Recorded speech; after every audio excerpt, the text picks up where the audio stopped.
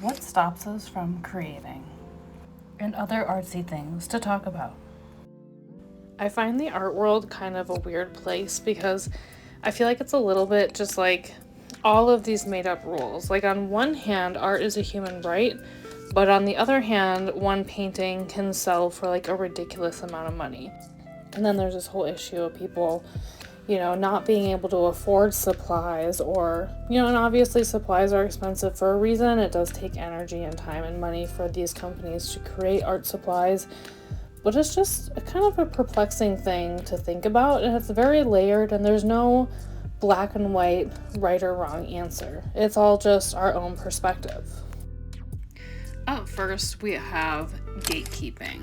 In the art community, there's all these different people, and I'm not saying everyone does this, but there are like different feelings, whether someone's saying it or it's like our own internalized feeling. Like, for me, I think it was more this my own internalized feeling of, oh, I have to like do art for so many years before I'm considered an artist, or I need to go through and have an art degree to be an artist. But really, if we are creating art, whether we're selling it or not selling it, or doing it for our own personal fulfillment versus putting it out into the world for others to enjoy, we are an artist. We are like a creative. I feel like we are meant to be creative and creation beings. Like, we're meant to do something with that energy. Whether it's painting or drawing, where you see it as that typical type of artwork, or if it's through other means of creativity, like the way you dress, the way you put together an outfit, the way you play music, or the way you sing. There's a lot of ways to create art in this world. Really, at the end of the day, art is about self-expression at the most authentic version. And I can see how art school would help with this, because it pushes people to create art on a very daily basis, and you're forced to kind of create all of these different types of ways, and it really helps that artist stay accountable for completing their journey.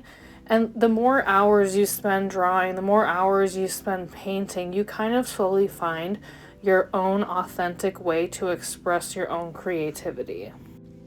Resources. I think this is the next big thing that holds people back from diving into themselves as a creative being. Yes, artists do need to invest money into materials, whether that's big ticket items or small ticket items, but I think a true artist, they don't need all of the fancy supplies. They know how to use the tools they have on hand to create a very expressive and beautiful piece. Buying art supplies is definitely a privilege, and even the least expensive supplies and choices can slowly add up. I think it's important when I'm looking at this painting, I'm using really minimum resources. I'm using a pretty basic paint. It's about $12 a tube on Amazon. It is nicer. It's not the cheapest paint. An inexpensive canvas board, and then I'm using my fingers to create the image. Just to prove like we don't need fancy tools to create something beautiful and express ourselves. As we get further into the video, you'll also see that I pull out a toothpick and a cotton swab, like a Q-tip, to do finer details, but it's just another way to express myself. I don't have to worry about buying all of the fancy tools. I don't have to worry about buying fancy paintbrushes and specific paints and all this stuff, which can enhance your art, and it can be fun to play with different types of materials. But unfortunately, so many people block themselves from a creative journey because they feel like, no, I need all of these things before I can create something, or I don't have the resources to purchase nice paints, or I don't have the resources to set this all up. And so it stops someone from expressing that creativity and having that freedom to put something out there that they're proud of in themselves. My next favorite low-key minimalist way to study art is I always have with me a pen, just a cheap ballpoint pen from Five Below, and a small sketchbook. I think together these supplies cost me about $6, and I bring it everywhere.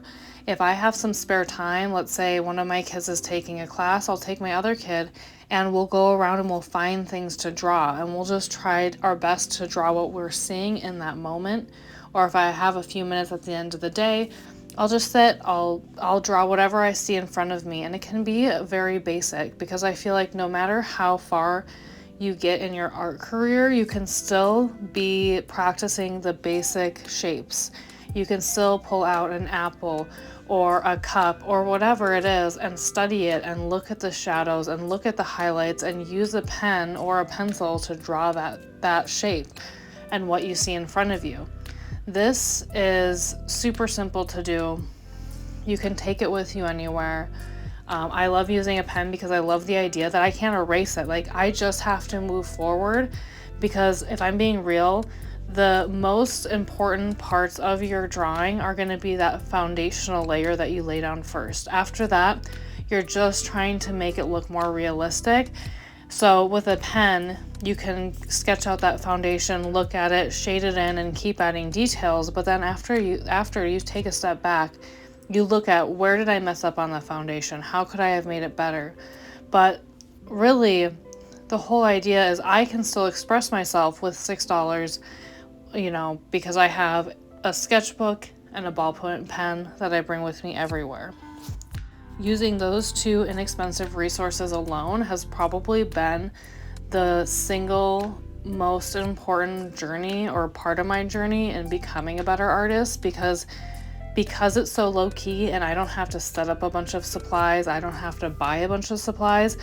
I can literally do it anytime. So that means that I'm spending at least 15 to 30 minutes a day looking at an object and trying to recreate it on my paper. And that is what's going to help me move forward as an artist.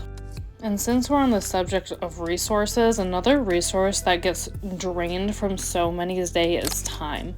I don't have the time to create. For me, I didn't have the time to create for years, and not carving that time out for myself for something that I just love so much and something that makes me so happy was the single worst thing I could do for my own mental health. I'm not creating art just for the sake of creating it and showing it off to people. I create it because it's a very deep-seated thing for me and my own happiness, because it's a form of meditation for me. I can just get lost in what I'm doing and I can be in the moment of now, and that just makes me feel very happy and grounded. So one of the best decisions that I ever made as a person, a mom, a human, was carve out the time every day to be creative, which, I'm just going to reinforce the fact, even if I'm tired and I don't want to break out all my paints and I don't want to do a whole thing, I still have my sketchbook, and that's a huge thing that is important for me, to carve that 15 minutes a day out of my schedule in order to draw or sketch something at the minimum.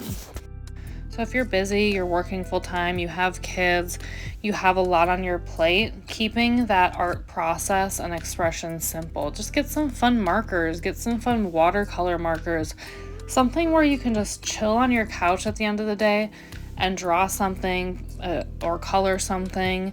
Because even just that 15 minutes is so important to have, because you're creating time for yourself. I'm not good enough. I hear people that, they'll look at my art and they're like, wow, I wish I could paint. I wish I could do that. And it's like, I get it. There was a time where I would look at other people's art and I was very inspired by their work. And I had that artist gap where it's like, I see in my head what I want to create, but I haven't developed the skills yet to create that product. I already touched on this a little bit, but you don't have to be like an expert artist. Art is not about creating a masterpiece every time. It's self-expression at its most raw form. And that's what we have to look at. It's self-expression at its most raw form, and it is just a meditative, peaceful process. The driving force behind creating art is not to be frustrated, but more so for pleasure. So if you feel like you're not good enough yet, but you want to be, just keep practicing. Put the time and effort in a little bit every day. It goes a long way. Thank you to each and every one of you that joined in this week. I hope you enjoyed the way this Black Panther turned out, and I'll see you guys next week for another video. This is Jessica signing out. Bye for now.